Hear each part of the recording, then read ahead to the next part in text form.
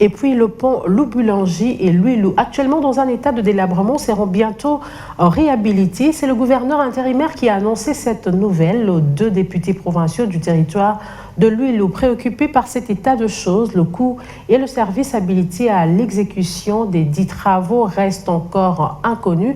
Cela sera financé par le gouvernement central. Sylvain Fizé-Moukadi pour plus de détails.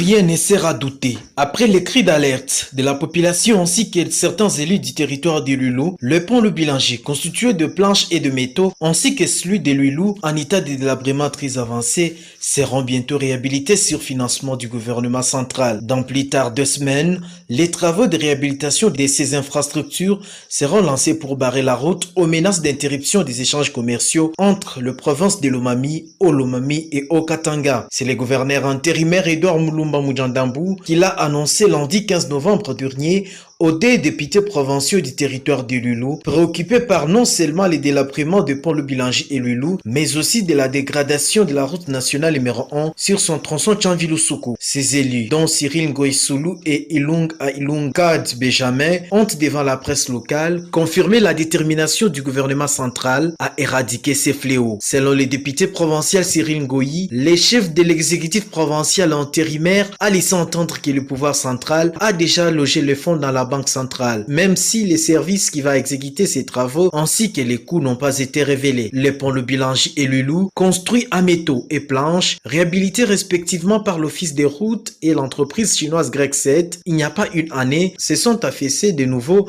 à cause du passage de véhicules à gros tonnage, alors interdit par l'autorité provinciale à travers un arrêté. Selon un acteur de la société civile locale, ces véhicules lourdement chargés passent sur ces 2 ponts avec la bénédiction de l'autorité qui s'est fait des frics à travers la décision du gouverneur. Ces allégations ont été vite rejetées par l'incriminé qui, à son tour, accusait l'autorité provinciale qui donne les injonctions afin de libérer certains véhicules arrêtés pour motif l'excès du tonnage.